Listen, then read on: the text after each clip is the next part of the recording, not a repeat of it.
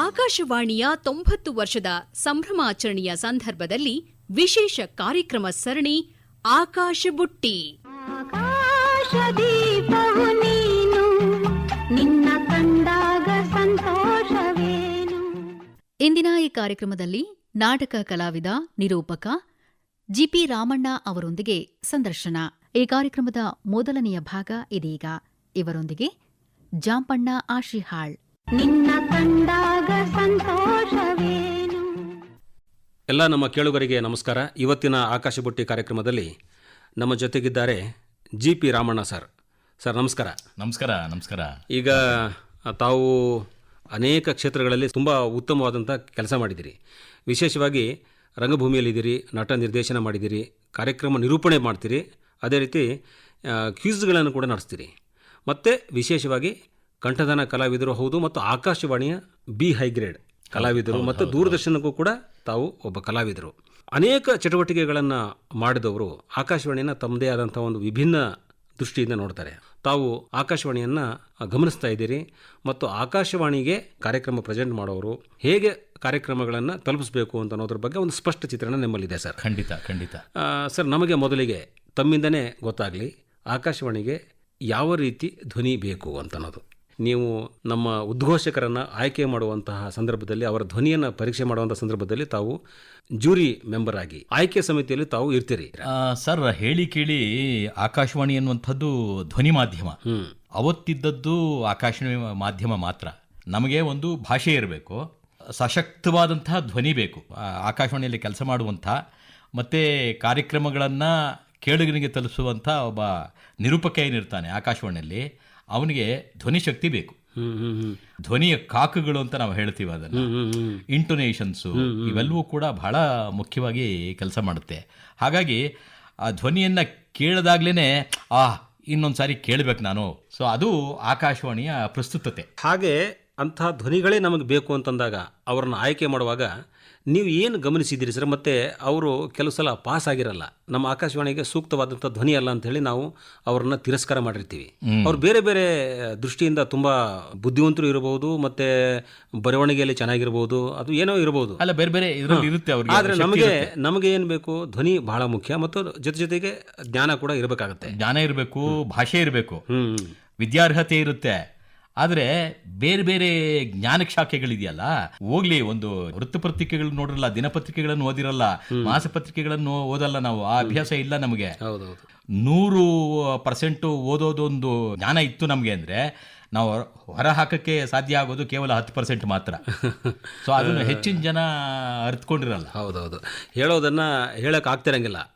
ಆವಾಗ ಪರಿಣಾಮಕಾರಿಯಾಗಿ ಸಂವಹನ ಕಲೆಯಲ್ಲಿ ಅವರು ಸೋತರು ಅಂತ ಹೇಳಲಿಕ್ಕೆ ಆಗೋದೇ ಇಲ್ಲ. ಒಂದು ಸಂವಹನ ಕಲೆ ಅನ್ನುವಂಥದ್ದು ಬಹಳ ಮುಖ್ಯ. ಸರ್, ತಾವು ಈಗ ಆಕಾಶವಾಣಿ ಜೊತೆಗಿನ ಒಂದು ನಂಟು ನಿಮ್ಮದು, ಒಂದು ನಿರೂಪಣಾ ಕ್ಷೇತ್ರದಲ್ಲಿ ಕೂಡ ಇದ್ದೀರಿ ಮತ್ತು ದೂರದರ್ಶನಕ್ಕೂ ಕೂಡ ಹೋಗ್ತೀರಿ. ನಮ್ಮ ಆಕಾಶವಾಣಿಗೆ ನಾಟಕ ವಿಭಾಗದಲ್ಲಿ ಕೂಡ ತಾವು ಕಲಾವಿದರಾಗಿದ್ದೀರಿ. ಹೌದು ಸರ್. ಹೇಗೆ ಶುರು ಆಯಿತು ಸರ್ ನಿಮ್ಮ ಸಂಬಂಧ? ಸರ್, ನಾನು 88ರಲ್ಲಿ ನಾನು ಇಲ್ಲಿ ಆಡಿಷನ್ ಮೂಲಕ ಒಳಗಡೆ ಬಂದವನು.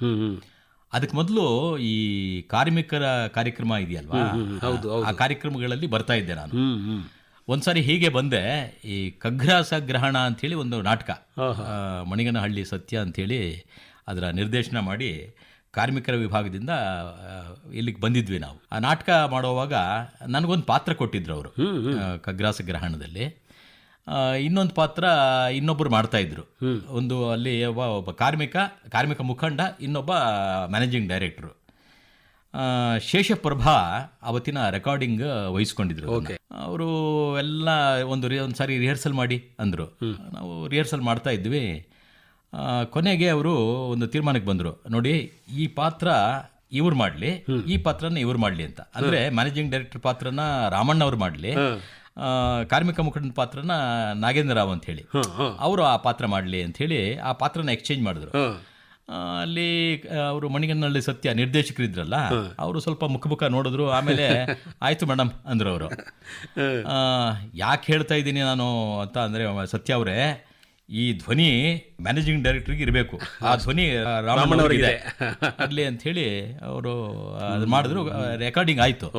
ರೆಕಾರ್ಡಿಂಗ್ ಮುಗಿದ ಮೇಲೆ ರಾಮಣ್ಣ ಬನ್ನಿ ಅಂತೇಳಿ ಶೇಷಪ್ರಭ ಅವರು ಒಳಗಡೆ ಕರ್ಕೊಂಡು ಹೋದ್ರು. ನಮ್ಮ ಆಡಳಿತ ವಿಭಾಗ ಇದೆಯಲ್ಲ ಅಲ್ಲಿ ಕರ್ಕೊಂಡೋಗಿ ಒಂದು ಫಾರಂ ಕೊಟ್ಟರು, ಆಡಿಷನ್ ಫಾರಂ ಕೊಟ್ಟು, ರಾಮಣ್ಣ ಇದನ್ನು ತುಂಬಿ ಕೊಡಿ ಅಂಥೇಳಿ ಅದಕ್ಕೇನೋ ಒಂದು ಮನಿ ಆರ್ಡ್ರು ಅದೆಲ್ಲ ಮಾಡಬೇಕಾಗಿತ್ತು. ಇದೆಲ್ಲ ಮಾಡಿ ನನಗೆ ಕಳಿಸಿ ಅಂಥೇಳಿ ಇದು ಮಾಡಿದ್ರು. 88ರಲ್ಲಿ ಸೆಪ್ಟೆಂಬರ್ ತಿಂಗಳು ಒಂದು ಆಡಿಷನ್ ಬಂತು ನನಗೆ. ಆಡಿಷನ್ ಮೂಲಕ ಆಯ್ಕೆಯಾಗಿ ಅವತ್ತು ಬಂದೆ ನಾನು. ಬಹಳ ವಿಶೇಷ ಅಂತ ಅನ್ಬೇಕು. ಸಾಮಾನ್ಯವಾಗಿ ಆಡಿಷನ್ಗೆ ಇಂತಿಷ್ಟು ಜನ ಅರ್ಜಿ ಹಾಕಿರ್ತಾರೆ, ಅದಕ್ಕೊಂದು ದೊಡ್ಡ ಪ್ರೋಸೆಸ್ ಇರುತ್ತೆ. ಆದರೆ ನೀವು ಮೊದಲಿಗೆ ಆಕಾಶವಾಣಿಗೆ ಆಲ್ರೆಡಿ ಬಂದು ಒಂದು ಪಾತ್ರವನ್ನು ಮಾಡಿದ್ರಿ ನೀವು. ಹೌದೌದು. ಅಲ್ಲ, ನಾನು ಬೇರೆ ಬೇರೆ ನಾಟಕಗಳನ್ನು ನಾನು HL ಲಲಿತ ಕಲಾ ಸಂಘದ ಮೂಲಕನೂ ಒಂದಷ್ಟು ಕಾರ್ಯಕ್ರಮಗಳಲ್ಲಿ ಮಾಡಿದ್ದೆ ನಾನು. ಸರ್, ಈಗ ಆವಾಗ ನಮ್ಮ ಆಕಾಶವಾಣಿ ಕಾರ್ಯಕ್ರಮ ಅಧಿಕಾರಿಗಳು, ನಿರ್ದೇಶಕರು ಅವ್ರು ಏನಂದರೆ ಸಾಮಾನ್ಯವಾಗಿ ಯಾರ್ಯಾರು ಎಲ್ಲೆಲ್ಲಿ ಎಂತೆಂಥ ಧ್ವನಿಗಳು ಸಿಗ್ತದೆ ಅನ್ನೋದನ್ನು ಅವ್ರು ಮೊದಲೇ ಗುರುಸ್ಕೊಂಡ್ಬಿಟ್ಟಿರ್ತಿದ್ರು. ಅವರನ್ನು ನೀವು ಇದಕ್ಕೆ ನೀವು ಸಂಗೀತ ಚೆನ್ನಾಗಿರ್ತದೆ ಅದನ್ನು ಅಪ್ಲೈ ಮಾಡಿ ಅಂತ ಹೇಳ್ತಿದ್ರು. ನಾಟಕ ಅಂದರೆ ನಿಮ್ಮ ಧ್ವನಿ ಚೆನ್ನಾಗಿದೆ, ನೀವು ನಾಟಕ ವಿಭಾಗಕ್ಕೆ ಹಿಂಗೆ ಆಡಿಷನ್ ಹಿಂಗೆ ಕರ್ಕೊಂಡ್ಬರ್ತಿದ್ರು. ಅಂದ್ರೆ ಪ್ರತಿಭೆಗಳನ್ನ ಗುರುತಿಸುವಂತ ಕೆಲಸ ಆಗ್ತಾ ಇತ್ತು ಸರ್. ಬಹಳ ಸ್ಪಷ್ಟವಾಗಿ ಗುರುತಿಸೋರು. ಅಲ್ಲಿ ಯಾವುದೇ ಒಂದು ಏನೋ ಇದಿರ್ತಿರ್ಲಿಲ್ಲ. ಸರ್, ಅನೇಕ ರೇಡಿಯೋ ನಾಟಕಗಳಲ್ಲಿ ತಾವು ಭಾಗವಹಿಸಿದ್ದೀರಿ ಮತ್ತು ಕೆಲವೊಂದು ಸವಾಲಿನ ಧ್ವನಿಗಳು ಅಲ್ಲಿ ಬೇಕಾಗಿರ್ತದೆ. ಈಗ ಸದ್ಯಕ್ಕೆ ಉದಾಹರಣೆ ಕೊಟ್ಟಂಗೆ ಎಂತೆಂಥ ಪಾತ್ರಗಳು ನಿಮಗೆ ಖುಷಿ ಕೊಟ್ಟಿದ್ದಾವೆ? ಏನಾರ ನೆನಪು ಮಾಡುವಂಥದ್ದು ಇದೆಯಾ ಸರ್? ಸರ್, ಇದೆ, ಬೇಕಾದಷ್ಟಿದೆ. ಆ ಥರದ್ದು ನೆನೆಸ್ಕೊಳ್ಳೋಕೆ ಹೋದ್ರೆ ನಾನು HM ನಾಯಕನ ಪಾತ್ರ ಆಕಾಶವಾಣಿ ನಿರ್ಧಾರ ಮಾಡಿರುತ್ತೆ. ಈ ಧ್ವನಿಗೆ ಈ ಪಾತ್ರ, ಈ ಧ್ವನಿಗೆ ಈ ಪಾತ್ರ ಅಂಥೇಳಿ ಒಂದು ಸ್ಕ್ರಿಪ್ಟ್ ತಗೊಂಡಾಗ್ಲೇನೆ ಆಕಾಶವಾಣಿ ನಿರ್ಧಾರ ಮಾಡಿರುತ್ತೆ. ನಾನು ಇನ್ನೊಂದು ಪಾತ್ರಕ್ಕೆ ಆಯ್ಕೆಯಾಗಿದ್ದೆ. ಆಮೇಲೆ ಆ ಧ್ವನಿ ಮತ್ತೆ ಪ್ರೆಸೆಂಟೇಷನ್ ಎಲ್ಲ ನೋಡಿದ್ಮೇಲೆ ರಾಮಣ್ಣ ನೀವು HM ನಾಯಕನ ಪಾತ್ರ ಮಾಡಿ ಅಂಥೇಳಿ ಹೇಳಿದ್ರು. ಹಾಗೇನೆ ಇನ್ನೊಂದು ಸಾರಿ ಯಾಜ್ಞವಲ್ಕ್ಯ ಅನ್ನುವಂಥ ನಾಟಕದಲ್ಲೂ ಕೂಡ ನನಗೆ ಇನ್ನೊಂದು ಪಾತ್ರ ಸಿಕ್ಕಿತ್ತು. ಅಲ್ಲೂ ಕೂಡ ರಾಮಣ್ಣ ನೀವು ಯಾಜ್ಞವಲ್ಕ್ಯನ್ನೇ ಮಾಡಿ ಅನ್ನುವಂಥದ್ದು ಬಂತು.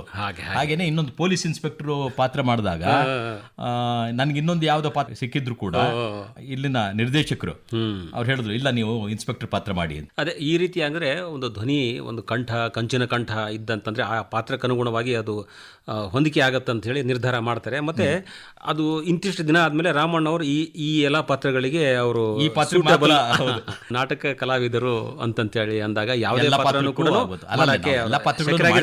ಮಾಡ್ತೀರಿ. ಸರ್, ಈಗ ಈ ರಂಗಭೂಮಿಗೂ ಕೂಡ ತಮ್ಮ ನಂಟಿದೆ. ನಟರಾಗಿ ತಾವು ಅಲ್ಲಿ ಕೂಡ ಕೆಲಸ ಮಾಡಿದಿರಿ. ಹೇಗೆ ಶುರು ಆಯಿತು ಇದು? ಸರ್, ನಾನು 1976ರಲ್ಲಿ ರಂಗಭೂಮಿಯನ್ನು ತುಳಿದಂಥವ್ರು. ಒಂದು ಗ್ರಾಮೀಣ ಪ್ರದೇಶಗಳಲ್ಲಿ ನಿಮ್ಗೆ ಗೊತ್ತಿದೆ, ಪೌರಾಣಿಕ ನಾಟಕಗಳಿಗೆ ವಿಶೇಷವಾದಂತಹ ಮಾನ್ಯತೆ ಕೊಡ್ತಾರೆ, ಪ್ರಾಶಸ್ತ್ಯ ಕೊಡ್ತಾರೆ. ಪ್ರತಿ ವರ್ಷ ಒಂದಲ್ಲ ಒಂದು ಸಂದರ್ಭಕ್ಕೆ ಒಂದು ನಾಟಕನ ಮಾಡುವಂಥ ಒಂದು ಅಭ್ಯಾಸ ಇದೆ. ಹಾಗೇನೆ ನಮ್ಮಲ್ಲಿ ಒಂದು ರಾಜ ವಿಕ್ರಮ ಅಂಥೇಳಿ ನೀವು ಕೇಳಿರಬೇಕು. ರಾಜ ವಿಕ್ರಮ ಅಂಥೇಳಿ ಒಂದು ನಾಟಕ. ಅಲ್ಲಿ ಏನಾಯಿತು ಅಂದರೆ, ನಾನು ನಾಟಕ ರಿಹರ್ಸಲ್, ನಮ್ಮ ತಂದೆ ಭಾಳ ಒಳ್ಳೆ ಹಾರ್ಮೋನಿಯಂ ಮಾಸ್ಟ್ರು, ಹಾರ್ಮೋನಿಯಂ ಜೊತೆಗೆ ಹಾಡೋರು. ನನಗೆ ಅದೇನೋ SLC ನಾನು 9ನೇ ಕ್ಲಾಸು 10ನೇ ಕ್ಲಾಸು ಓದ್ತಾ ಇದ್ದೆ. ಒಂದ್ಸಾರಿ ಏನಾಯಿತು, ನಾಟಕ ನಾನು ರಿಹರ್ಸಲ್ಗೆ ಹೋಗುವೆ. ರಾತ್ರಿ 8 ಗಂಟೆಗೆ 7 ಗಂಟೆಗೆ ಶುರು ಆದರೆ 10 ಗಂಟೆವರೆಗೂ ನಡೆಯೋದು. ಅಪ್ಪ ಅಮ್ಮನ ಕಣ್ಣು ತಪ್ಪಿಸಿ ನಾನು ರಿಹರ್ಸಲ್ ಹೋಗಿ ಕೂತ್ಕೊಳ್ಳುವೆ. ಆದಿಮೂರ್ತಿ ಅಂತ ಒಂದು ಪಾತ್ರ ತುಂಬಾ ಚೆನ್ನಾಗಿ ಮಾಡೋರವರು. ಒಳ್ಳೆ ನಮ್ಮ ನರಸಿಂಹರಾಜು ಮಾಡಿದಂಗೆ ಅವ್ರು ನೆನಪಿಸೋರವರು. ಹಾಸ್ಯ ಪಟು, ಒಳ್ಳೆ ಹಾಸ್ಯಗಾರ. ಅವ್ರಿಗೂ ಮತ್ತೆ ಆಡಳಿತ ಮಂಡಳಿಗೂ ಅದೇನೋ ಒಂದು ನಾಟಕದ ಕೊನೆ ದಿನಗಳಲ್ಲಿ ನಾಟಕ ಪ್ರದರ್ಶನ ಇನ್ನೇನೋ ಒಂದು ವಾರ ಇದೆ ಅನ್ನೋವಾಗ ಅವ್ರಿಗೇನೋ ಸ್ವಲ್ಪ ತಿಕ್ಕಾಟ ಬಂತು. ಆದಿಮೂರ್ತಿ ಪಾತ್ರ ಏನು ಮಾಡೋದು ತೋಚ್ತಾ ಇರಲಿಲ್ಲ. ಆ ಮೇಷ್ಟ್ರು, ನಾಟಕದ ಮೇಷ್ಟ್ರು ವೀರಭದ್ರಾಚಾರ್ ಅಂತೇಳಿ ಅವ್ರು ಏನು ಮಾಡಿದ್ರು, ರಾಮಣ್ಣ ಏಯ್ ಬಾರ ಇಲ್ಲಿ ನಿಂತ್ಕೊಳ್ಳ, ಆ ಪಾತ್ರೆಗೆ ಸ್ವಲ್ಪ ಕ್ಲೂ ಕೊಡೋ ಅಂದರು. ಇನ್ಯಾರ ಕೈಲೂ ಮಾಡ್ಸೋಣ ಅಂತ ಅಂದ್ಕೊಂಡಿದ್ರು. ಕೊನೆಗೇನಾಯಿತು, ಲೇ ನೀನೇ ಚೆನ್ನಾಗಿ ಮಾಡ್ತೀಯಲ್ಲ ಅವನಿಗಿಂತ ಮಾಡೋ ಅಂದ್ರು ಅವರು. ಹಾಗಾಗಿ 76ರಲ್ಲಿ ಇನ್ನು SLC ಓದ್ತಾ ಇದ್ದೆ ನಾನು. ಆ ಟೈಮಲ್ಲಿ ನಾನು ಆದಿಮೂರ್ತಿ ಪಾತ್ರದಿಂದ ಒಳಗಡೆ ಬಂದೆ. ಬೇರೆ ಬೇರೆ ನಾಟಕ ತಂಡಗಳವರು ನಾನು ಕರೆಯೋರು, ಹೋಗಿ ಪಾತ್ರಗಳನ್ನು ಮಾಡ್ತಾ ಇದ್ದೆ. 1995ರವರೆಗೆ ರಂಗಭೂಮಿಯಲ್ಲಿ ಸಿಕ್ಕಾಪಟ್ಟೆ ಇದ್ದೆ ಸರ್. ನಾನು ಶಿಕ್ಷಣವನ್ನು ಕೂಡ ಮಟ್ಟಗೊಳಿಸಿದ್ದೆ ನಾಟಕಗಳಿಗೋಸ್ಕರವಾಗಿ. ಸದಾ ಕಲಾಕ್ಷೇತ್ರ ಮತ್ತೆ ಬೇರೆ ಬೇರೆ ಎಲ್ಲೆಲ್ಲಿ ನಾಟಕಗಳು ಆಡ್ತಾರೆ ಅಲ್ಲೆಲ್ಲ ಹೋಗುವೆ ನಾನು. ಅನೇಕ ಕಡೆ ತಾವು ಓಡಾಡಿದಿರಿ. ಹೌದು. ಆಗ್ರಾ ಈ ಕಡೆ ಎಲ್ಲ ನಾಟಕ ಪ್ರದರ್ಶನಗಳನ್ನು ಮಾಡ್ಕೊಂಡು ಬಂದಿದ್ದೀರಿ. ಈಗ ಜೊತೆಗೆ ತಾವು ಹವ್ಯಾಸಿ ಪತ್ರಕರ್ತರು ಕೂಡ ಆಗಿದ್ದೀರಿ. ಪತ್ರಿಕೆ ಜೊತೆಗೆ, ನಾಟಕದ ಜೊತೆಗೆ ಮತ್ತು ಆಕಾಶವಾಣಿ ಜೊತೆಗೆ, ಈ ದೂರದರ್ಶನದ ಜೊತೆಗೆ ಇಷ್ಟೆಲ್ಲವನ್ನು ಕೂಡ ಎಲ್ಲ ಕಡೆ ತೊಡಗಿಸ್ಕೊಂಡು ನಮ್ಮ ಒಂದು ವೈಶಿಷ್ಟ್ಯತೆಯನ್ನು ನಾವು ಕಾಪಾಡಿಕೊಂಡು ಮುಂದುವರಿಬೇಕಾಗತ್ತೆ. ಹೌದು ಹೌದು. ಎಷ್ಟು ಸವಾಲುಗಳಿವೆ ಸರ್, ಮತ್ತು ಆಕಾಶವಾಣಿಯಿಂದ ನೀವೇನು ಪಡ್ಕೊಂಡಿದ್ದೀರಿ? ಸರ್, ಆಕಾಶವಾಣಿಯಿಂದ ನನಗೆ ಮಹತ್ವ ಬಂದಿದೆ ಸರ್. ಇದು ತುಂಬಾ ಹೆಮ್ಮೆಯಿಂದ ಹೇಳ್ಕೊಳ್ಬಲ್ಲೆ ನಾನು. ಇವತ್ತೇನಾದರೂ ಯಾವುದೇ ಕ್ಷೇತ್ರ, ಅದು ರಂಗಭೂಮಿ ಇರ್ಬೋದು ಅಥವಾ ನಾನು ನಿರೂಪಣಾ ಕ್ಷೇತ್ರ ಇರ್ಬೋದು, ಇಲ್ಲೇನಾದರೂ ನನಗೊಂದು ಹೆಸರು ಬಂದಿದೆ ಅಂದರೆ ಅದು ಆಕಾಶವಾಣಿ ಕೊಟ್ಟಂಥ ಭಿಕ್ಷೆ ಅಂತ ನಾನು ಹೇಳಬಲ್ಲೆ. ನಿಜವಾಗ್ಲೂ ತುಂಬಾ ಅಂತಃಕರಣಪೂರ್ವಕವಾಗಿ ನಾನು ಈ ಮಾತನ್ನ ಹೇಳ್ತಾ ಇದ್ದೀನಿ. ನನಗೆ ಭಾಷೆ ಕೊಟ್ಟಿದೆ, ಧ್ವನಿ ಕೊಟ್ಟಿದೆ, ಮತ್ತೆ ಆರ್ಥಿಕವಾಗಿಯೂ ಕೂಡ ನನಗೊಂದು ಶಕ್ತಿಯನ್ನು ತುಂಬಿದ್ದು ಆಕಾಶವಾಣಿ ಅಂತ ಹೇಳಿ ತುಂಬಾ ಹೆಮ್ಮೆಯಿಂದ ಹೇಳಬಲ್ಲೆ ನಾನು. ನಿಮ್ಮಲ್ಲಿರುವಂತಹ ಪ್ರತಿಭೆ ಅದನ್ನು ಬಳಸ್ಕೊಂಡು ನಿಮಗೂ ಕೂಡ ಒಂದು ಗೌರವ, ಅಂದರೆ ಪ್ರತಿಯೊಂದು ಯಾವುದೇ ಒಂದು ಧ್ವನಿ ವಿಷಯದಲ್ಲಿ ಯಾರನ್ನಾದರೂ ಆಯ್ಕೆ ಮಾಡಬೇಕಂದ್ರೆ ಜಿ ಪಿ ರಾಮಣ್ಣ ಅವರು ಬರಲಿ ಅಂತ ಹೇಳಿ ನಾವು ಕೂಡ ಬಯಸ್ತೀವಿ. ಅಂದರೆ ಧ್ವನಿಯನ್ನು ಪರೀಕ್ಷೆ ಮಾಡಬೇಕಂತಂದರೆ ಅದಕ್ಕೂ ಕೂಡ ಬಹಳಷ್ಟು ಮಾನದಂಡಗಳು ಗೊತ್ತಿರ್ತವೆ. ಆಕಾಶವಾಣಿಗೆ ಎಂತಹ ವ್ಯಕ್ತಿ ಬೇಕು ಅಂತ ಅನ್ನೋದನ್ನು ನೀವು ಸುಲಭವಾಗಿ ನಿರ್ಧಾರ ಮಾಡಬಲ್ಲ. ನಿಜ ಸರ್, ಈಗ ಈ ಪತ್ರಿಕೆಗಳಲ್ಲಿ ಬರುವಂತಹ ವಿಷಯಗಳು ಆಕಾಶವಾಣಿಯಲ್ಲಿ ಅದು ಧ್ವನಿಯಾಗಿ ಬಂದು ಹೋಗಿಬಿಡುತ್ತೆ. ಹಾಗೆ ಪತ್ರಿಕೆಯಲ್ಲಿ ಇರುತ್ತೆ, ಒಂದು 2-3 ಸಲ ಓದಿ ಬೇಕಾದ್ರೆ ತಿಳ್ಕೊಳ್ಬೋದು. ಹಾಗೆ ಬಂದು ಹೋಗುವಂತಹ ಈ ಧ್ವನಿಗೆ ಅದನ್ನು ಹಿಡಿದಿಟ್ಕೊಳ್ಳೋ ಶಕ್ತಿ ಕೇಳುಗನಿಗೂ ಕೂಡ ಬೇಕಾಗತ್ತೆ. ಕರೆಕ್ಟಾಗಿ ಗ್ರಹಿಸಿ ಕೇಳಬೇಕಾಗತ್ತೆ. ಕೇಳುವುದು ಎಷ್ಟು ಮುಖ್ಯ ಸರ್? ನಮ್ಮಲ್ಲಿ ಏನು ಅಂದರೆ, ಒಂದು ನಾನು ಹೇಳ್ತೀನಿ, ಯಾವಾಗಲೂ ಕೆಲವು ಕಡೆ ಮಾತಾಡುವಾಗ ಹೇಳ್ತಿರ್ತೀನಿ, ನಾವು ತಾಳ್ಮೆಯನ್ನು ಕಳ್ಕೊಂಡಿದ್ದೀವಿ, ಕೇಳ್ಮೆಯನ್ನು ಕಳ್ಕೊಂಡಿದ್ದೀವಿ. ಯಾವ ಮನುಷ್ಯ ಉತ್ತಮ ಕೇಳುಗನಾಗಿರ್ತಾನೆ ಅವನು ಮಾತ್ರ ತಾಳ್ಮೆವಂತ ಮನುಷ್ಯನಾಗಿರ್ತಾನೆ, ಒಬ್ಬ ಸಂಸ್ಕಾರಶೀಲನಾಗಿ ಒಬ್ಬ ವ್ಯಕ್ತಿಯಾಗಿ ನಿರ್ಮಾಣಗೊಳ್ಳಿಕ್ಕೆ ಸಾಧ್ಯ ಇದೆ. ನಮ್ಮಲ್ಲಿ ಕೇಳ್ಮೆನೇ ಇಲ್ಲ ಸರ್, ಜೊತೆಗೆ ತಾಳ್ಮೆನೂ ಇಲ್ಲ. ಕೇಳ್ಮೆ ಅನ್ನೋದು ಬಹುಶಃ ತಾಳ್ಮೆ ಇರಲ್ಲ ಅಂತ ಅನ್ಕೋಬಹುದು ನಾವು. ಸೊ ಈಗ ಅದು ಕೇಳೋದು ಬಹಳ ಪ್ರಮುಖ, ತುಂಬಾ ಮುಖ್ಯವಾದ. ಅದು ರೇಡಿಯೋ ಮಾತ್ರ ಅಲ್ಲ, ನಾನು ಕೇಳ್ಮೆ ಅನ್ನುವಂಥದ್ದನ್ನು ಎಲ್ಲಾ ಕ್ಷೇತ್ರಕ್ಕೂ ಅನ್ವಯಿಸ್ತೀನಿ. ಗುರು ಹಿರಿಯರ ಮಾತುಗಳನ್ನ ಕೇಳೋದಾಗ್ಲಿ, ಆಯ್ತಾ, ಅಪ್ಪ ಅಮ್ಮಂದಿರ ಮಾತುಗಳನ್ನು ಕೇಳೋದಾಗ್ಲಿ, ಆಯ್ತಾ, ಎಲ್ಲೋ ಒಂದು ಕಡೆ ಏನೋ ಪ್ರವಚನ ನಡೀತಾ ಇದೆ, ಏನೋ ಒಂದು ಭಾಷಣ ನಡೀತಾ ಇದೆ, ಗುರು ಹಿರಿಯರು ಮಾತಾಡ್ತಿರ್ತಾರೆ, ಅಂಥವ್ರ ಮಾತುಗಳನ್ನ ಕೇಳೋದು ಕೂಡ ಬಹಳ ಮುಖ್ಯ ಆಗುತ್ತೆ. ಜ್ಞಾನಾರ್ಜನೆಗೆ ಇರುವಂಥ ಏಕೈಕ ಮಾರ್ಗ ಅಂತ ಹೇಳಿದ್ರೆ ಅದು ಕೇಳುವುದು, ಒಂದು ತಾಳ್ಮೆಯಿಂದ ಕೇಳುವಂಥ. ಅಷ್ಟೇ ಸರ್. ನಡುವೆ ಮಾತಿನ ಮಧ್ಯೆ ನಿರೂಪಣಾ ಕ್ಷೇತ್ರದ ಬಗ್ಗೆನೂ ಕೂಡ ಮಾತಾಡ್ತಿದ್ವಿ ನಾವು. ಅದರಲ್ಲಿ ಕೂಡ ನಾನು ನನ್ನ ಒಂದು ಪ್ರತಿಭೆಯನ್ನು ತೋರಿಸುವಂಗೆ ಆಯಿತು ಅಂತ ಹೇಳಿ. ಅಂದರೆ ತಮ್ಮಲ್ಲಿ ಆ ಒಂದು ಕಲೆ ಇತ್ತು ಮತ್ತು ಶಿಸ್ತುಬದ್ಧವಾಗಿ ತಯಾರಿ ಮಾಡ್ಕೊಳ್ಬೇಕು ಒಂದು ಪ್ರತಿಯೊಂದನ್ನು ಕೂಡ. ಅದ್ರ ಜೊತೆಗೆ ನಿರೂಪಣೆಯನ್ನು ಹೇಗೆ ಮಾಡಬೇಕು ಅಲ್ಲಿ ಕೂಡ ಅನೇಕ ಪಟ್ಟುಗಳನ್ನು ಅರಿತಿರ್ಬೇಕಾಗತ್ತೆ. ಹೇಗೆ ಇಲ್ಲಿ ಆಕಾಶವಾಣಿಯಲ್ಲಿ ಉದ್ಘೋಷಕ ಹೇಗೆ ನಿರೂಪಣೆ ಮಾಡ್ತಾನೆ ಇದು ಒಂದಾದರೆ, ಹೊರಗಡೆ ವೇದಿಕೆಯ ನಿರೂಪಣೆ ಅದು ಇನ್ನೊಂದು. ಅಲ್ಲಿ ಕೂಡ ನೀವು ಅನೌನ್ಸರೇ ಸರ್? ಹೌದು. ನಿರೂಪಕ ಅಂತಂದ್ರೆ ಅವನು ಬರೀ ಅನೌನ್ಸರ್ ಅಲ್ಲ, ಅವನು ಒಬ್ಬ ಸ್ಟೇಜ್ ಮ್ಯಾನೇಜರ್ ಕೂಡ ಆಗಿರ್ತಾರೆ. ಸ್ಟೇಜ್ ಮ್ಯಾನೇಜರ್ ಕೂಡ ಆಗ್ಬೇಕಾಗಿರ್ತದೆ. ಹೇಗೆ ಕಾರ್ಯಕ್ರಮವನ್ನು ತೂಗಿಸ್ಬೇಕು, ಏನಾದ ಮೇಲೆ ಏನು ಮಾಡಬೇಕು, ಏನ್ ಮಾತಾಡಬೇಕು, ಎಷ್ಟು ಮಾತಾಡಬೇಕು.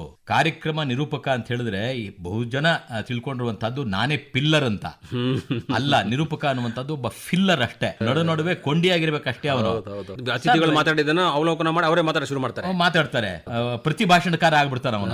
ಅಲ್ಲ, ಅದು ಸರಿಯಾದ ವ್ಯಾಖ್ಯಾನ ತಾವು ಕೊಟ್ಟಿದ್ದೀರಿ ನೀವು. ನಿರೂಪಣೆ ಅಂದ್ರೆ ಕೊಂಡಿಯಾಗಿರ್ಬೇಕು. ಹೌದು ಸರ್. ನಾನು ಸುಮಾರು ಒಂದು 5,000 ಕಾರ್ಯಕ್ರಮಗಳಿಗೂ ಹೆಚ್ಚು ಕಾರ್ಯಕ್ರಮಗಳನ್ನು ನಾನು ನಿರೂಪಣೆ ಮಾಡಿದ್ದೀನಿ. ಸರ್ಕಾರದ ಕಾರ್ಯಕ್ರಮಗಳು, ಸರ್ಕಾರದ ಜಯಂತಿಗಳು ಏನಿವೆ ಅವು, ಮತ್ತೆ ಹಂಪಿ ಉತ್ಸವ, ಮೈಸೂರು ದಸರಾ, ಹೀಗೆ ಕದಂಬೋತ್ಸವ, ಹೀಗೆ ಪ್ರತಿಯೊಂದು ಕಾರ್ಯಕ್ರಮಗಳನ್ನು ನಾನು ಮಾಡಿದ್ದೀನಿ.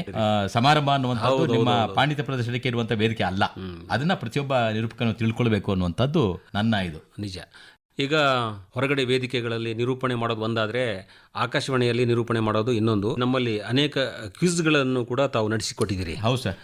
ಅಲ್ಲಿ ಹೇಗಿರ್ತಿತ್ತು ಸರ್? ಈಗ ಕ್ವಿಜ್ ಅಂತಂದ್ರೆ ಅಲ್ಲಿ ಕೂಡ ಮತ್ತೆ ನಿಮ್ಮ ನಿರೂಪಣಾ ಕೌಶಲ್ಯ ಬೇಕು. ಹೌದು. ಇನ್ನೊಂದು ಏನು ಅಂದ್ರೆ, ಪ್ರಶ್ನೆಗಳನ್ನ ಯಾವ ರೀತಿ ಕಾಯಿನ್ ಮಾಡಬೇಕು ಅಂತ ಹೇಳಿ ಇದು ಆಕಾಶವಾಣಿ ನಮಗೆ ಕಲಿಸ್ಕೊಟ್ಟಿದೆ.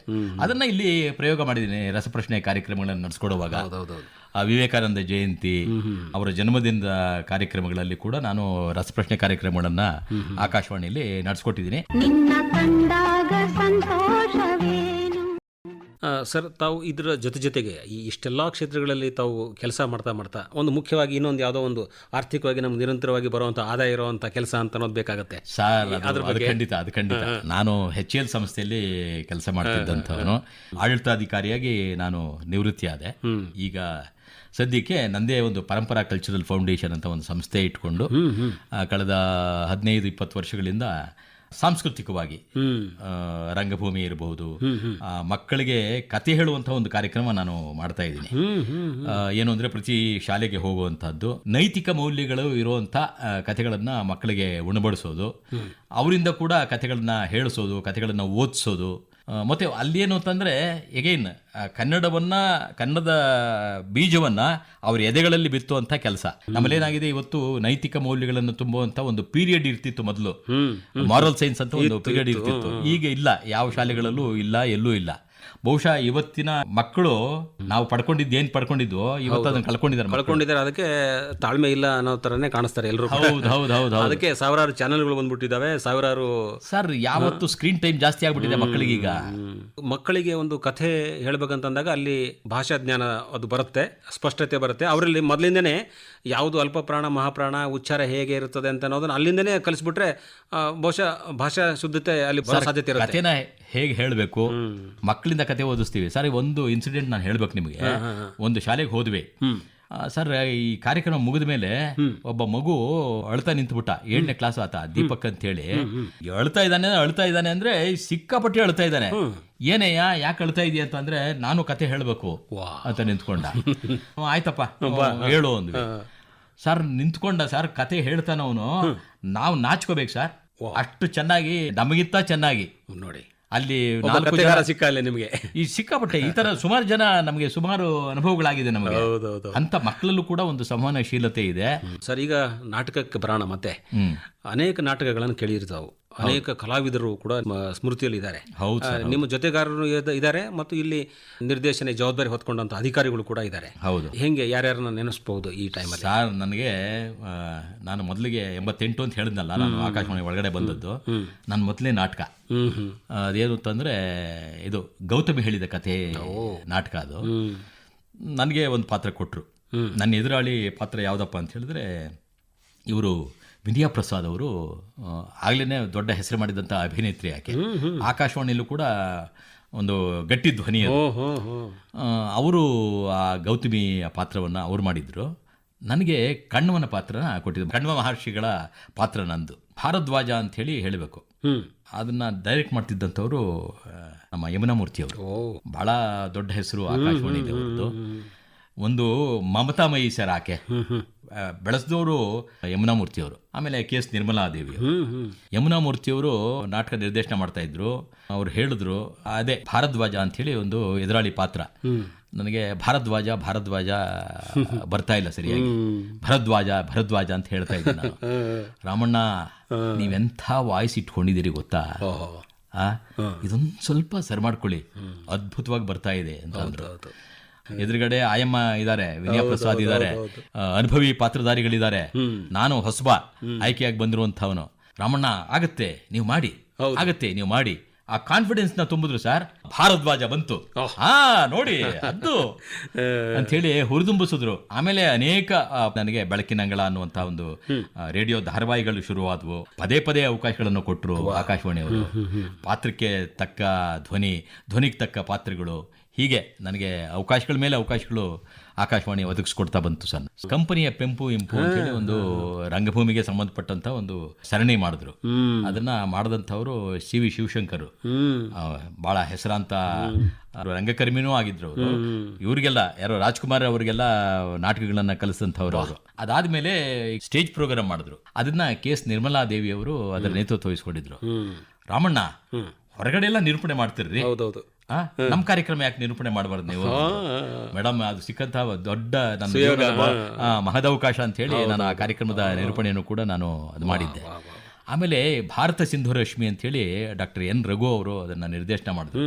ಅದು ಕೂಡ ನಾನು ತುಂಬಾ ನೆನಪಿನಲ್ಲಿಡಬೇಕಾದಂತ ಒಂದು ಸರಣಿ ಕಾರ್ಯಕ್ರಮ. ಅದು ಅಂದ್ರೆ ನಿಮ್ಮ ಒಂದು ಕಂಠದ ವೈಶಿಷ್ಟ್ಯತೆ ಆಗಿದೆ. ಅದರ ಸತತವಾಗಿ ಅದು ಬಳಕೆಗೆ ಬರ್ತಾ ಇರಬೇಕು. ಆಕಾಶವಾಣಿಯ ಭಿಕ್ಷೆ ಅಂತ ಹೇಳಿ. ಅಂದರೆ ಒಂದು ಉದಾರತೆ, ಆ ಒಂದು ವೈಶಾಲ್ಯತೆ ಮತ್ತು ಆಕಾಶವಾಣಿಯನ್ನ ಅಷ್ಟು ಅಭಿಮಾನದಿಂದ ಹೇಳ್ಕೊಳ್ಳುವಾಗ ಈ ರೀತಿ ಸರ್, ಆಕಾಶವಾಣಿ ಇವತ್ತಿಗೂ ಕೂಡ ಆಕಾಶವಾಣಿ ಕರೆಯುವಂತ ಯಾವುದೇ ಕಾರ್ಯಕ್ರಮಕ್ಕೆ ನೀವು ಬನ್ನಿ ಅಂತ ಅಂದ್ರೆ ತಕ್ಷಣ ಒಪ್ಕೊಂಡು ಬರೋರಲ್ಲಿ ನಾನು ಮೊದಲನೇ ನಿಂತ್ಕೋತೀನಿ ನಾನು. ಬಹಳ ಸಂತೋಷ. ತಾವೊಬ್ಬ ಕಂಠದಾನ ಕಲಾವಿದರಾಗಿ ಬೇರೆ ಬೇರೆ ಕಡೆನೂ ಕೂಡ ತೊಡಸ್ಕೊಂಡಿದ್ದೀರಿ ಕಾಣಿಸುತ್ತೆ. ಹೌದು ಸರ್, ನಾನು ಅನೇಕ ಸಾಕ್ಷ್ಯ ಚಿತ್ರಗಳಿಗೆ ಧ್ವನಿಯಾಗಿದ್ದೀನಿ. ಮತ್ತೆ ಈ ಡಿಸ್ಕವರಿ ಚಾನೆಲ್ ಇದೆಯಲ್ವಾ, ಡಿಸ್ಕವರಿ ಚಾನೆಲ್ಗೂ ಕೂಡ ಅನೇಕ ಪಾತ್ರಗಳಿಗೆ ನಾನು ಧ್ವನಿ ಕೊಟ್ಟಿದ್ದೇನೆ. ಆಕಾಶವಾಣಿಯ ಜಾಹೀರಾತುಗಳಿಗೆ ಧ್ವನಿ ಕೊಟ್ಟಿದ್ದೀನಿ. ಟಿವಿ ಧಾರಾವಾಹಿಗಳಿಗೂ ಕೂಡ ಧ್ವನಿ ಕೊಟ್ಟಿದ್ದೀನಿ. ಟಿವಿ ಜಾಹೀರಾತುಗಳಿಗೂ ಕೂಡ ನಾನು ಧ್ವನಿ ಕೊಟ್ಟಿದ್ದೀನಿ. ಸರ್, ಪತ್ರಿಕಾ ಕ್ಷೇತ್ರದಲ್ಲಿ ತಾವು ಕೆಲಸ ಮಾಡಿದವರಾಗಿ ಈ ಆಕಾಶವಾಣಿ ಮತ್ತು ಪತ್ರಿಕೆ ಎಲ್ಲವೂ ಮಾಧ್ಯಮನೇ ನಿಜ. ದೂರದರ್ಶನ ಕೂಡ ಒಂದು ದೃಶ್ಯ ಆಗುತ್ತೆ, ಒಂದು ಕಡೆ ಅಕ್ಷರ ಬರುತ್ತೆ, ಒಂದು ಧ್ವನಿಯಾಗಿ ಇರುತ್ತೆ. ಹೌದು ಹೌದು. ಈ ಎಲ್ಲದರ ಕಡೆ ತಾವು ತೊಡಸ್ಕೊಂಡಿದ್ದೀರಲ್ಲ, ಈ ಪತ್ರಿಕೆ, ಆಕಾಶವಾಣಿ ಅಥವಾ ದೂರದರ್ಶನ ಈ ಎಲ್ಲರ ನಡುವಿನ ಒಂದು ಸಮನ್ವಯತೆ ಅವಶ್ಯಕತೆ ಇದೆಯಾ ಈಗ? ಸರ್, ಖಂಡಿತ ಇದೆ. ಯಾಕೆಂದ್ರೆ ಇವೆಲ್ಲ ಒಟ್ಟಾಗಿ ಕೆಲಸ ಮಾಧ್ಯಮ ಅಂದಾಗ್ಲೇನೆ ಎಲ್ಲ ಒಟ್ಟಾಗಿ ಕೆಲಸ ಮಾಡುವಂತ ಇರಬೇಕು. ಅದು ಇವತ್ತಿನ ಅದು ಕಾಣ್ತಾ ಇಲ್ಲ. ಒಂದು ಸಮಗ್ರತೆ ನಮಗೆ ಕಾಣ್ತಾ ಇಲ್ಲ. ನಾವೇ ಶ್ರೇಷ್ಠ, ನಮ್ದೇ ಬಹಳ ಮೀಡಿಯಾದವರು, ನಿಮ್ಮ ಎಲೆಕ್ಟ್ರಾನಿಕ್ ಮೀಡಿಯಾ ಅಂತ ಇವತ್ತು ಅಬ್ಬರದ ಮೀಡಿಯಾ ಆಗೋಗಿದೆ. ಆಯ್ತಾ, ಹೇಳಿದ್ದನ್ನೇ ಹೇಳ್ತಾ ಇರ್ತಾರೆ. ಮತ್ತೆ ಪತ್ರಿಕಾ ಮಾಧ್ಯಮವು ಕೂಡ ಅಷ್ಟೇ. ಪತ್ರಿಕೆಗಳನ್ನು ಓದೋರು ಕಡಿಮೆ ಆಗ್ಬಿಟ್ಟಿದ್ದಾರೆ. ಈಗ ಕೇಳೋರು ಇದ್ದಾರೆ, ಹೌದು, ನೋಡೋರು ಇದ್ದಾರೆ, ಓದೋರು ಕಡಿಮೆ ಆಗಿದ್ದಾರೆ. ಅದೇ ಪತ್ರಿಕೆ ಓದಿದೆ ಅಂತ ನೋಡಿದೆ ಅಂತಾರೆ. ಹೌದು, ಅಂತ ಹೇಳಲ್ಲ, ನಿಜ. ಹಾಗಾಗಿ ಇವತ್ತು ದೊಡ್ಡ ದೊಡ್ಡ ಚಿತ್ರಗಳು ಅವರು ಪ್ರಿಂಟ್ ಮಾಡ್ತಾರೆ ಸರ್, ಪೇಜ್ ಗಟ್ಲೆ ಚಿತ್ರನೇ ಇರ್ತದೆ. ನಮ್ಮ ಸಾಹಿತ್ಯ, ನಮ್ಮ ಸಂಸ್ಕೃತಿ, ನಮ್ಮ ಪರಂಪರೆ ಇದನ್ನ ನಿಜವಾಗ್ಲೂ ಗಟ್ಟಿಯಾಗಿ ಹಿಡಿದು ನಿಂತಿರುವಂತಹದ್ದು, ಪ್ರಸಾರ ಮಾಡ್ತಿರುವಂತಹದ್ದು ಆಕಾಶವಾಣಿ ಮಾಧ್ಯಮ ಮಾತ್ರ. ಮತ್ತೆ ನಮ್ಮ ದೂರದರ್ಶನ. ನಾನು ಉಳಿದ ಖಾಸಗಿ ಚಾನೆಲ್ಗಳ ಬಗ್ಗೆ ಮಾತಾಡ್ತಾ ಇಲ್ಲ, ಹೇಳೋದು ಬೇಡ ಈಗ. ಖಾಸಗಿ ಚಾನೆಲ್ಗಳ ಬಗ್ಗೆ ನಾನು ಮಾತಾಡ್ತಾ ಗೊತ್ತಾಗಿದೆ. ಜನರು ಕೂಡ ಯಾವುದು ಉತ್ತಮ, ಯಾವುದರಲ್ಲಿ ಏನು ನಡೀತಾ ಇದೆ, ಯಾವುದು ನಮ್ಗೆ ಬೇಕಾಗಿಲ್ಲ ಸದ್ಯಕ್ಕೆ ಅಂತ ಅನ್ನೋದನ್ನ ಬೇಕಾದ್ರೆ ಹೇಳಬಲ್ರು. ಹೌದು, ಆದ್ರೆ ಅದಕ್ಕೆ ಯಾಕೋ ಅಂಟ್ಕೊಂಡ್ಬಿಟ್ಟಿದ್ದಾರೆ. ನಿಜ ನಿಜ. ಹೇಳೋದು ಆಕಾಶವಾಣಿ ಬಹಳ ಶ್ರೇಷ್ಠ ಅಂತ ಹೇಳ್ತಾರೆ, ನಿಜ. ನೋಡಿದ್ದೇನೆ ನೋಡುವಂತ ಕೆಲಸ ಮಾಡ್ತಿದ್ದಾರೆ ಈಗ. ಸರ್, ನಮ್ಗೆ ಏನು ಅಂತಂದ್ರೆ ಜನರ ಅಭಿರುಚಿಯನ್ನ ಕೆಡಿಸೋ ಕಡೆ ಮುಖ ಮಾಡ್ತಾ ಇದೀವೇನೋ ಅಂತ ಅನ್ಸೋಕ್ ಶುರುವಾಗಿದೆ. ಆದ್ರೆ ಆಕಾಶವಾಣಿ ಮತ್ತೆ ದೂರದರ್ಶನ ಆ ಹಂಬಲಕ್ಕೆ ಬಿದ್ದಿಲ್ಲ, ಇದುವರೆಗೂ ಬಿದ್ದಿಲ್ಲ, ಬೇಕಾಗಿಲ್ಲ. ಯಾಕಂದ್ರೆ ಸರ್ಕಾರದ ಸಂಸ್ಥೆಗಳು ಮತ್ತು ಸಾರ್ವಜನಿಕರು ಏನು ತಲುಪಿಸಬೇಕು ಅಂತ ಒಂದು ಜವಾಬ್ದಾರಿ ಇದೆ ಸರ್, ಜವಾಬ್ದಾರಿ ಇದೆ, ಬದ್ಧತೆ ಇದೆ. ಹೌದೌದು. ಆ ಬದ್ಧತೆ ನಾವು ಖಾಸಗಿ ಚಾನೆಲ್ಗಳಲ್ಲಿ ಕಾಣ್ತಾ ಇಲ್ಲ. ಈವನ್ ಈ ಖಾಸಗಿ ರೇಡಿಯೋ ವಾಹಿನಿಗಳಿದೆಯಲ್ಲ, ಅಲ್ಲೂ ಕೂಡ ನಾವು ಭಾಷೆನ ಆ ಮೂಲಕವಾಗಿ ಕೆಡಿಸ್ತಾ ಇದ್ದೇವೆ. ಹೌದೌದು ಸರ್. ಈಗ ನೀವು ಎಲ್ಲರೂ ಕೂಡ ಗಮನಿಸ್ತಾ ಇದ್ದೀವಿ, ಕನ್ನಡ ಹೇಗಿರಬೇಕು ಅಂತ ಹೇಳಿ. ಈಗ ದೊಡ್ಡ ಒಂದು ಯಾವುದೋ ಟಿವಿ ಮಾಧ್ಯಮನೇ ತಗೋಣ, ಯಾವುದೋ ಒಂದು ಖಾಸಗಿ ಚಾನಲ್, ಅವರು ಎಂಥವ್ರನ್ನಲ್ಲಿ ಇಟ್ಟಿರ್ಬೇಕು ಅಂತವ್ರು ಇಟ್ಟಿಲ್ಲ. ಅಲ್ಲಿ ಅಲ್ಪ ಪ್ರಾಣ ಮಹಾಪ್ರಾಣ ಸಮಸ್ಯೆ ಇರೋರೇ ಓದ್ತಿರ್ತಾರೆ ಸರ್, ಹೇಳ್ತಿರ್ತಾರೆ. ಇಂಗ್ಲಿಷ್ ಮಯ, ಅದು ಕಂಗ್ಲೀಷ್ ಅಂತ ಅನ್ಕೊಳ್ಳಿ. ಕನ್ನಡವೂ ಇರುತ್ತೆ, ಇಂಗ್ಲಿಷ್ ಇರುತ್ತೆ. ಕನ್ನಡವನ್ನ ಯಾವ ರೀತಿ ಉಚ್ಚಾರ ಮಾಡಬೇಕು ಅಂತ ಗೊತ್ತಿಲ್ಲ, ಭಾಷೆಯನ್ನು ಯಾವ ರೀತಿ ಬಳಸ್ಕೊಳ್ಬೇಕು ಅಂತ ಗೊತ್ತಿಲ್ಲ. ಕನ್ನಡ ಗೊತ್ತಿದ್ರು ಕೂಡ ಕನ್ನಡಿಗರೇ ಕೇಳ್ತಾ ಇದ್ದಾರೆ ಅಂತ ಇದ್ರೂ ಕೂಡ ಇಂಗ್ಲಿಷ್ ನ ಹೇಳುವಂತ ಒಂದು ಪ್ರಮೇಯ ಬಂದ್ಬಿಟ್ಟಿದೆ ಅವರಿಗೆ. ಬರುತ್ತೆ, ಯಾಕೆ ಅಂತ ಗೊತ್ತಿಲ್ಲ. ಸರ್, ಈಗ ನಮ್ಮ ಭಾಷೆ ಚೆನ್ನಾಗಿ ಇರಬೇಕು ಅಂತಂದ್ರೆ ಈ ಅನೇಕ ಸಾಂಸ್ಕೃತಿಕ ಹಿನ್ನೆಲೆ ಬೇಕಾಗತ್ತೆ, ಅಂದ್ರೆ ಜ್ಞಾನ ಬೇಕಾಗತ್ತೆ. ಹೌದು, ಜಾನಪದ ತಿಳ್ಕೊಂಡಿರ್ಬೇಕು, ಸಾಹಿತ್ಯದ ಬಗ್ಗೆ ಜ್ಞಾನ ಇರಬೇಕು. ಎಲ್ಲವನ್ನು ತಿಳ್ಕೊಂಡಾಗ ಮಾತ್ರ ಆಕಾಶವಾಣಿಯಲ್ಲಿ ಅಂತ ವ್ಯಕ್ತಿ ಒಂದು ಉತ್ತಮವಾದಂತಹ ಭಾಷಣ ಕೊಡಬಲ್ಲ ಅಥವಾ ಒಂದು ಕಾರ್ಯಕ್ರಮ ಕೊಡಬಲ್ಲ. ನಿರೂಪಕನಾಗಿ ನೀವು ಎಲ್ಲಾ ಕ್ಷೇತ್ರಗಳಲ್ಲೂ ಕೈಯಾಡಿಸಿರ್ಬೇಕು. ಎಲ್ಲಾ ಕ್ಷೇತ್ರಗಳ ಪರಿಚಯನಾದ್ರೂ ಕನಿಷ್ಠ ಪರಿಚಯ ಇರಬೇಕು. ಅದು ಜಾನಪದ ಇರ್ಬೋದು, ಸಾಂಸ್ಕೃತಿಕ ಕ್ಷೇತ್ರ ಇರ್ಬೋದು, ನಾಟಕ ಇರ್ಬೋದು, ಚಿತ್ರಕಥೆ ಇರ್ಬೋದು, ಚಿತ್ರ ಸಂಗೀತ ಇರಬಹುದು, ಆಯ್ತಾ, ಸಿನಿಮಾ ಇರ್ಬೋದು, ಎಲ್ಲವೂ ಈ ಎಲ್ಲ ಕ್ಷೇತ್ರಗಳ ವ್ಯಕ್ತಿಗಳ ಪರಿಚಯ ಕೂಡ ನಿಮಗೆ ಸಾಕಷ್ಟು ಮಟ್ಟಿಗೆ ನೀವು ತಿಳ್ಕೊಂಡಿರ್ಬೇಕು. ಇಲ್ಲದ್ರೆ ನೀವು ಯಾವುದೋ ಒಂದು ರೀತಿಯ ಒಂದು ಬಗೆಯ ಕಾರ್ಯಕ್ರಮಕ್ಕೆ ನಿರೂಪಕರಾಗಿ ಹೋಗಿರಲ್ಲ. ಬೇರೆ ಬೇರೆ ಆಯಾಮಗಳ ಕಾರ್ಯಕ್ರಮಗಳಿಗೆ ಪುಸ್ತಕ ಬಿಡುಗಡೆ ಇರ್ಬೋದು. ಪುಸ್ತಕ ಬಿಡುಗಡೆ ಅಂದರೆ ಆ ಪುಸ್ತಕಗಳ ಬಗ್ಗೆ ನಮಗೆ ಗೊತ್ತಿರಬೇಕು. ಸಾಹಿತ್ಯ ಅಂತ ಅಂದ್ರೆ ಸಾಹಿತ್ಯ ಬಗ್ಗೆ ಗೊತ್ತಿರಬೇಕು, ಸಾಹಿತಿಗಳ ಬಗ್ಗೆ ಗೊತ್ತಿರಬೇಕು. ಒಟ್ಟು ನೀವು ಹೇಳೋದು ಹೆಂಗಂದ್ರೆ, ಈಗ ವ್ಯಕ್ತಿ ಪರಿಪೂರ್ಣ ಆಗಿರ್ಬೇಕಂತಂದ್ರೆ ತನ್ನ ಸುತ್ತಲಿನ ಎಲ್ಲಾ ವಿಚಾರಗಳನ್ನು ಅರಿತಿರ್ಬೇಕು. ಅವಾಗ ಮಾತ್ರ ಕಿವಿನ ಯಾವಾಗಲೂ ತೆರೆದಿಟ್ಕೊಂಡಿರ್ಬೇಕು, ಕಣ್ಣುಗಳನ್ನ ಯಾವಾಗಲೂ ತೆರೆದಿಟ್ಕೊಂಡಿರ್ಬೇಕು. ಈಗ ಬೇರೆ ಬೇರೆ ಕಡೆ ಎಲ್ಲೆಲ್ಲಿ ನಿಮಗೆ ಸಿನಿಮಾ ಕ್ಷೇತ್ರಗಳಲ್ಲಿ ಏನಾದರೂ ಅವಕಾಶ ಸಿಗ್ತಾ? ಸಿನಿಮಾ ಕ್ಷೇತ್ರಗಳಲ್ಲಿ ಅವಕಾಶಗಳು ಸಿಕ್ಕಿದ್ವು. ನಾನು ಬಿ ರಾಮಮೂರ್ತಿ ಅವರು, ಗೀತಪ್ರಿಯ ಇವ್ರ ಜೊತೆಲೆಲ್ಲ ಒಡನಾಟದಲ್ಲಿದ್ದೆ. ಅವರ ಕೆಲವೊಂದು ಸಿನಿಮಾಗಳಿಗೆ ಅಸಿಸ್ಟೆಂಟ್ ಆಗೂ ಕೂಡ ನಾನು ಕೆಲಸ ಮಾಡ್ತಿದ್ದೆ. ಆದರೆ ನಮ್ಮ ನಾನು HL ಅನ್ನುವಂಥ ಸಂಸ್ಥೆಯಲ್ಲಿ ಕೆಲಸ ಮಾಡ್ತಿದ್ದೆ. ರಜೆಗಳನ್ನ ಹಾಕ್ಕೊಂಡು ಹೋಗೋದು ಅಲ್ಲಿ, ಅದು ಏನು ಅಂದರೆ ನಿಮ್ಮ ಪೇಷನ್ಸ್ನ ಕೇಳುವಂಥ ಮಾಧ್ಯಮಗಳವು. ಸೊ ಹಾಗಾಗಿ ಅಲ್ಲಿಂದ ಹೊರಗಡೆ ನಿಂತುಬಿಟ್ಟೆ ನಾನು. ಈವನ್ ಧಾರಾವಾಹಿಗಳು ಕೂಡ ನಾನು ಹೋಗ್ಲಿಲ್ಲ. ಇಲ್ಲ, ಈ ಕಡೆ ನಮ್ಮ ಕೆಲಸನೂ ಕೂಡ ಅದು ನಿರಂತರವಾಗಿ ಸಾಗಬೇಕು. ಎಲ್ಲ ಕಡೆ ಕೈ ಆಡಿಸಿದಾಗ ಎಲ್ಲಿಯೂ ನಿಲ್ಲಲ್ಲ. ಬಟ್ ಎಷ್ಟು ಬೇಕೋ ಅಷ್ಟೇ ಜಸ್ಟಿಫೈ ಮಾಡ್ಲಿಕ್ಕೆ ಮಾಡಕ್ಕಾಗತ್ತೆ.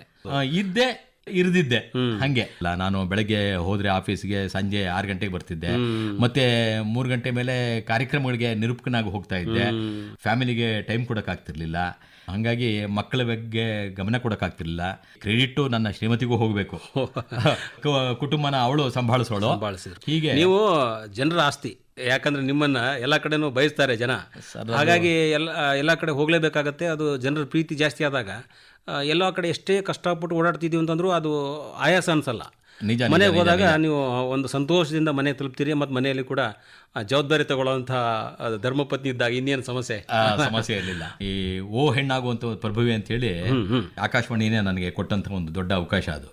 ಅದು ಒಂದು ಇಂಟರ್ನ್ಯಾಷನಲ್ ಅಂತಾರಾಷ್ಟ್ರೀಯ ಬಹುಮಾನ ತಗೊಳ್ತದ್ದು. ಹೆಣ್ಣಾಗು ಪ್ರಭುವೆ ಅಂತ ಹೇಳಿ ನಾಟಕ. ಅದು ನನಗೆ ತುಂಬಾ ಹೆಸರನ್ನ ಕೊಡ್ತು. ಜೊತೆಗೆ ಕರ್ನಾಟಕ ರಮಾರಮಣ ಅಂತ ಹೇಳಿ ಒಂದು ನಾಟಕ ಮಾಡಿದ್ವಿ ಸರ್. ಅದು ಕೃಷ್ಣದೇವರಾಯನ ಕೊನೆಯ ದಿನಗಳನ್ನ ಕುರಿತಾದಂತಹ ಒಂದು ನಾಟಕ. ಅದನ್ನ ನಾನು ನಿರ್ದೇಶನ ಮಾಡಿದ್ದೆ. ಅದು ಅಖಿಲ ಕರ್ನಾಟಕ ನಾಟಕ ಸ್ಪರ್ಧೆ ಇದೆಯಲ್ಲ ಮಾಡ್ತೀವಲ್ಲ, ಅದರಲ್ಲಿ ಪ್ರಥಮ ಬಹುಮಾನ ಪಡ್ಕೊಳ್ತದೆ ಸರ್. ಹಾಗೆ ಭಾಳ ಸಮಯ ಬೇಕಾಗತ್ತೆ ನಮಗೆ.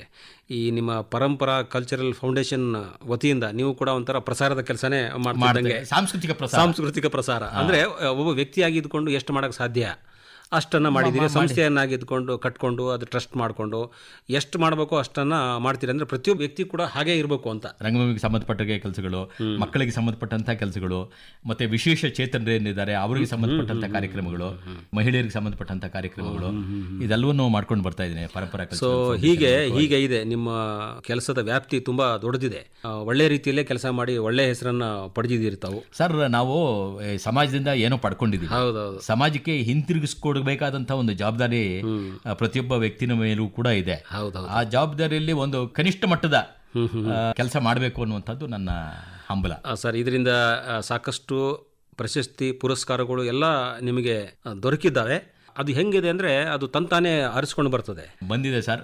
ನಾವು ಈ ರಂಗಭೂಮಿಯಲ್ಲಿ ಮಾಡಿರುವಂತಹ ಒಂದು ಕೆಲಸಕ್ಕೋಸ್ಕರವಾಗಿ BBMP ಅದನ್ನ ಗುರುತಿಸಿ ಕೆಂಪೇಗೌಡ ಪ್ರಶಸ್ತಿ ಕೊಟ್ಟಿದೆ. ಸುವರ್ಣ ರಾಜ್ಯೋತ್ಸವ ಆಯ್ತಲ್ಲ, ಆ ಸಂದರ್ಭದಲ್ಲಿ ಒಂದಷ್ಟು ಕೆಲಸ ಮಾಡಿದ್ದೆ, ಅದಕ್ಕೆ ಸುವರ್ಣ ರಾಜ್ಯೋತ್ಸವ ಪ್ರಶಸ್ತಿ ಬಂತು. ಹೀಗೆ ಸಂಘ ಸಂಸ್ಥೆಗಳೆಲ್ಲ ಒಂದಷ್ಟು ಕರೆದು ಗೌರವಿಸಿವೆ, ಪ್ರಶಸ್ತಿಗಳನ್ನು ಕೊಟ್ಟಿವೆ. ನಾಡಿನ ಎಲ್ಲ ಪತ್ರಿಕೆಗಳು ನಿಮ್ಮನ್ನ ಒಳ್ಳೆಯ ರೀತಿಯಲ್ಲಿ ಹೊಗಳಿ ಬರೆದಿದ್ದಾರೆ, ಪ್ರಶಂಸೆ ಮಾಡಿದ್ದಾರೆ. ಸಾಂಸ್ಕೃತಿಕ ಸಂಪನ್ನ ನಮ್ಮ GP ರಾಮಣ್ಣ ಅಂತೇಳಿ ನಾವು ಹೇಳುವಂಗಾಗಿದೆ ಎಲ್ಲ ಕಡೆ. ಬೇಕು ಸರ್. ಹಾಗಾಗಿ ಇಂಥ ವ್ಯಕ್ತಿ ನಮ್ಮ ಆಕಾಶವಾಣಿ ಜೊತೆಗೆ ಆರಂಭದಿಂದನೂ ಬೆಳೆದು ನಂತರ ದೂರದರ್ಶನದಲ್ಲಿ ಕೂಡ ಅನೇಕ ಕಾರ್ಯಕ್ರಮಗಳನ್ನು ಕೊಟ್ಟು ನಮ್ಮ ಯಾವುದೇ ಚಟುವಟಿಕೆಗಳಲ್ಲಿ ನೀವು ಸತತವಾಗಿ ಭಾಗವಹಿಸ್ತಾ, ಅದು ಕ್ವಿಜ್ ಆಗಿರ್ಬೋದು ಅಥವಾ ಒಂದು ಸರಣಿ ಕಾರ್ಯಕ್ರಮ ಆಗಿರ್ಬೋದು, ಎಲ್ಲ ಕಡೆನೂ ನೀವು ತೊಡಸ್ಕೊಂಡಿದ್ದಕ್ಕೆ ಇವತ್ತು ನಮ್ಮ ಆಕಾಶವಾಣಿಗೆ ಏನು ನಾವು 90ರ ಸಂಭ್ರಮ ಅಂಥೇಳಿ ಸಂಭ್ರಮಿಸ್ತಾ ಇದ್ದೇವೆ. ಅಂಥ ಸಂದರ್ಭದಲ್ಲಿ ನೀವು ಕೂಡ ಬಂದು ಈ ಕಾರ್ಯಕ್ರಮದಲ್ಲಿ ಮಾತಾಡಿದ್ದಕ್ಕೆ ಆಗಿದ್ದಕ್ಕೆ ನಮ್ಮ ಎಲ್ಲ ಕೇಳುಗರ ಪರವಾಗಿ ನಿಮಗೆ ಅನಂತ ಧನ್ಯವಾದಗಳು ಸರ್. ನಮಸ್ಕಾರ. ಅನಂತ ಧನ್ಯವಾದಗಳು ಆಕಾಶವಾಣಿಗೆ ಮತ್ತು ನಿಮಗೆ. ನಮಸ್ಕಾರ ಸರ್. ನಿನ್ನ ಕಂಡಾಗ ಸಂತೋಷವೇನು. ನಾಟಕ ಕಲಾವಿದ, ನಿರೂಪಕ GP ರಾಮಣ್ಣ ಅವರೊಂದಿಗೆ ನಡೆಸಿದ ಸಂದರ್ಶನವನ್ನ ಇದುವರೆಗೂ ಕೇಳಿದಿರಿ. ಸಂದರ್ಶಕರು ಜಾಂಪಣ್ಣ ಆಶಿಹಾಳ್. ಆಕಾಶದೀಪವು ನೀನು, ನಿನ್ನ ಕಂಡಾಗ ಸಂತೋಷವೇನು. ಇದುವರೆಗೂ ಆಕಾಶವಾಣಿಯ 90 ವರ್ಷದ ಸಂಭ್ರಮಾಚರಣೆಯ ಸಂದರ್ಭದಲ್ಲಿ ವಿಶೇಷ ಕಾರ್ಯಕ್ರಮ ಆಕಾಶ ಬುಟ್ಟಿ ಕೇಳಿದಿರಿ.